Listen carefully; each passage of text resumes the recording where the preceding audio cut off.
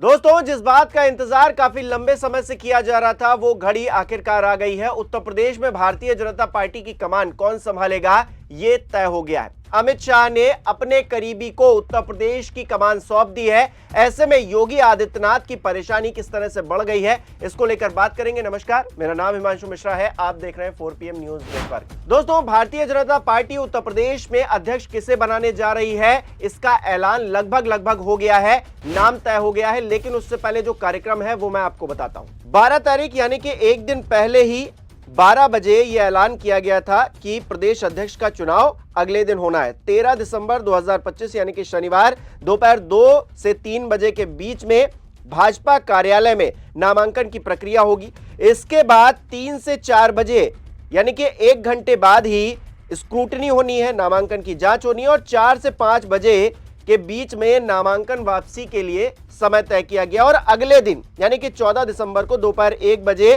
प्रदेश अध्यक्ष का ऐलान कर दिया जाएगा। यानी कि आज 3 घंटे के भीतर सब कुछ तय हो जाना है और किसका नाम तय होना है ये भी दिल्ली से लगभग तय हो गया है।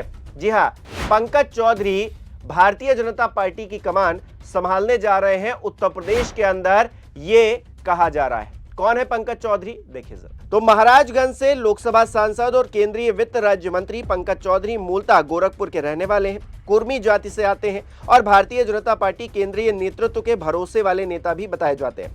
पिछले साल लोकसभा चुनाव में पीएम मोदी गोरखपुर दौरे पर इनके घर भी चले गए थे अचानक से। पंकज चौधरी ने 1980 के दौर में गोरखपुर से राजनीति की शुरुआत की। वो तत्कालीन गोरखपुर नगर पालिका में सभासद रहे हैं। इसके बाद इन्होंने अपनी राजनीति महाराजगंज जिले में केंद्रित कर दी और अब तक 7 बार महाराजगंज से सांसद बने हैं, यानी कि एक लंबा अनुभव इनके साथ जुड़ा है। आप जो है सफर देखेंगे तो 1989-91 में गोरखपुर नगर निगम के पार्षद रहे, 1990-91 गोरखपुर नगर निगम डिप्टी मेयर रहे, 91 में आइएगा तो लोकसभा चुनाव जीतकर संसद पहुंचे पहली बार, 96 में लोकसभा चुनाव जीतकर दोबारा सांसद बने, 98 में फिर से लोकसभा का चुनाव लड़े और जीते, 2004 में लोकसभा चुनाव जीतकर चौथी बार सांसद बने, 5वीं बार लोकसभा चुनाव जीतकर मई 2014 में सांसद बने, मई 2019 में छठी बार और 7 जुलाई 2021 को केंद्रीय वित्त राज्य मंत्री इनको बनाया जाता है और मई 2024 यानी कि जो पिछला लोकसभा चुनाव था उसमें 7वीं बार इन्होंने जीत दर्ज की और दूसरी बार केंद्रीय मंत्री के पद पर आसीन रहे। यानी कि एक लंबा अनुभव इनके साथ जुड़ा है राजनीति करने का और अपने आप में भारतीय जनता पार्टी के माहिर खिलाड़ी बताए जाते हैं राजनीतिक मैदान में। लेकिन अब उनके आने से किसको संकट हो गया है, किसकी परेशानी बढ़ गई है? देखिए, एक तो प्रधानमंत्री नरेंद्र मोदी और गृह मंत्री अमित शाह उनकी पसंद है, तो चौधरी साहब वही करेंगे जो दिल्ली को पसंद होगा, पहली बात।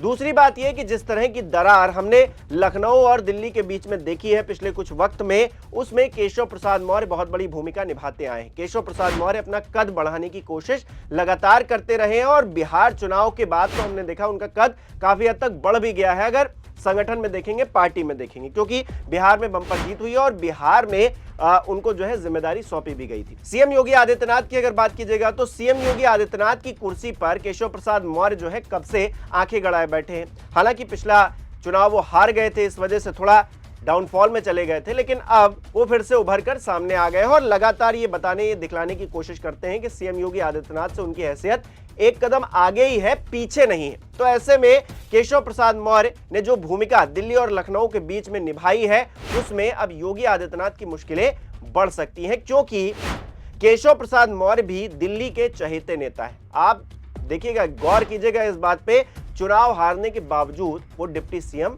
बन गए, यानी कि दिल्ली की बहुत बड़ी मेहरबानी उनके ऊपर रही है। और जिस तरह से 2024 का चुनाव गुजरा है उसमें सारी जो जिम्मेदारी है, सारा ठीकरा है, वो योगी आदित्यनाथ पर फोड़ दिया गया। अब ऐसे में अपने भरोसेमंद नेता को, जो कि केंद्रीय मंत्री दूसरी बार है, उनको उत्तर प्रदेश की कमान सौंपी है, यानी कि एक लगाम लगाने की कोशिश लखनऊ में जो सत्ताधारी बैठे हैं उन पर की जाएगी।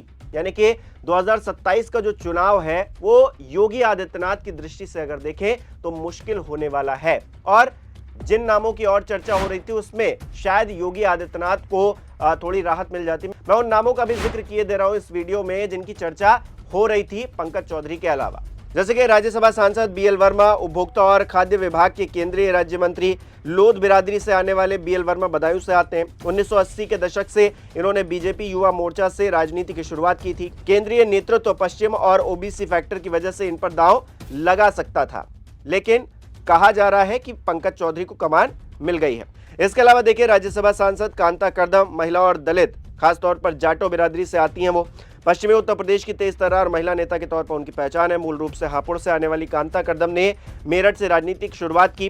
केंद्रीय नेतृत्व अगर महिला, पश्चिम और दलित फैक्टर पर दांव लगाता तो इनकी दावेदारी बड़ी हो सकती थी। राज्यसभा सांसद बाबूराम निषाद बुंदेलखंड के हमीरपुर से आते हैं। निषाद समाज से आने वाले बाबूराम ओबीसी फैक्टर की वजह से विकल्प हो सकते थे। राजनीतिक गलियारों में इनके नाम की भी सुगबुगाहट थी। तो ऐसे में अगर देखें तो भारतीय जनता पार्टी ने देर से ही सही, लेकिन जो फैसला लिया है वो बैलेंस बनाने वाला लिया है। और जिस तरह से लखनऊ और दिल्ली के बीच में खींचतान मची हुई थी, उस बीच में पंकज चौधरी कितनी बड़ी भूमिका निभा पाएंगे। अमित शाह जो प्लान सोच रहे हैं 2027 के लिए, क्या उसे पंकज चौधरी उत्तर प्रदेश में लागू कर पाएंगे? क्या भारतीय जनता पार्टी की नैया पार हो पाएगी?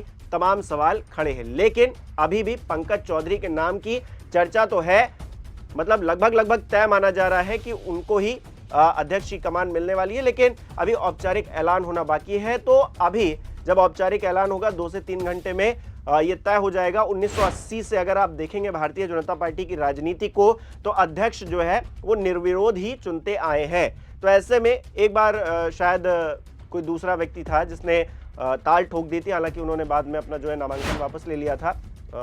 19 के दौर की ये बात है।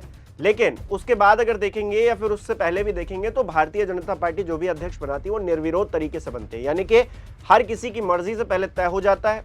कहने को चुनाव होते हैं, लेकिन ये कहीं ना कहीं पहले से ही प्री प्लान्ड होता है कि कौन अध्यक्ष बनेगा। तो ऐसे में भारतीय जनता पार्टी ने लगभग तय कर लिया है कि अध्यक्ष कौन होने वाला है, और कुछ ही घंटों में पता चल जाएगा। 3 घंटे के अंदर, यानी कि 2 से 3 के बीच में जो है नामांकन होना है, 3 से 4 के बीच में स्क्रूटनी होगी और 4 से 5 के बीच में नामांकन वापसी, यानी कि 3 घंटे के भीतर सब कुछ तय हो जाएगा कि आखिरकार क्या होने जा रहा है। इसको लेकर आपकी क्या राय है? पंकज चौधरी अगर अध्यक्ष बनते हैं तो आपको क्या लगता है कि भारतीय जनता पार्टी किस तरह से उनको प्लेस करेगी और भारतीय जनता पार्टी के लिए कितने इंपॉर्टेंट रहेंगे पंकज चौधरी आगामी चुनाव के मद्देनजर? कमेंट करके बताइएगा। इस वीडियो को लाइक करना, शेयर करना मत भूलिएगा। हमारे चैनल को सब्सक्राइब नहीं किया तो वो भी जरूर कीजिएगा। जनता पार्टी उत्तर प्रदेश के अध्यक्ष को लेकर के जो चुनावी प्रक्रिया होती है हमारे भारतीय जनता पार्टी के संविधान के अनुसार, लोकतंत्र के अनुसार, वह प्रक्रिया आज से शुरू हो रही है। कल ही से शुरू हो गई है, लेकिन आज से नामांकन की प्रक्रिया शुरू होगी और कल निर्वाचन की प्रक्रिया होगी। और पूरा प्रदेश का भारतीय जनता पार्टी का कार्यकर्ता इंतजार कर रहा है कि हमारे जो नए अध्यक्ष आएंगे, जिनके नेतृत्व में 2027 में समाजवादी पार्टी को पटखनी देनी है उत्तर प्रदेश में, उनका इंतजार कर रही है, उनके स्वागत के लिए तैयार है। और जैसे बिहार जीता है वैसे उत्तर प्रदेश जीतेंगे और 2027 में 2017 से बड़ी विजय मिलेगी, ऐसा हमारा विश्वास है। सर, एक बस सवाल और रहेगा। एसआईआर की प्रक्रिया को लेकर के 2 हफ्ते का समय यूपी में बढ़ाया गया है। हम चुनाव आयोग का जो भी फैसला होता है वो संवैधानिक संस्था है। भारतीय जनता पार्टी एक राजनीतिक दल के नाते हम उसका स्वागत करते हैं और हमारे कार्यकर्ता दिन रात मेहनत कर रहे हैं। 4 तारीख तक रहा तब भी हम लोग लगे थे, 11 तक था तब भी हम लगे थे, अब 26 दिसंबर तक के लिए बढ़ाया गया तब भी हम लोग लगे हैं और पूरी मेहनत करेंगे। और जिस भी तरीके से ये मतदाता सूची के शुद्धिकरण की प्रक्रिया पूरी हो सकती है, उसमें भारतीय जनता पार्टी का कार्यकर्ता कोई कमी नहीं छोड़ेगा। पार्टी प्रदेश अध्यक्ष का चुनाव है, अभी नामांकन की प्रक्रिया कुछ देर में शुरू होगी और हम सब कार्यकर्ता अपने नए अध्यक्ष चुनाव के लिए तैयार हैं और कार्यालय की तरफ हम लोग जा रहे हैं। सर, उत्तर प्रदेश में एसआईआर के लिए भी 2 हफ्ते का टाइम। हाँ, तो सभी से मैं अपील करता हूँ सब लोग गणना प्रपत्र फार्म भरें और शुचिता पारदर्शिता पूर्व मतदाता सूची बनाने में निर्वाचन आयोग की मदद करें।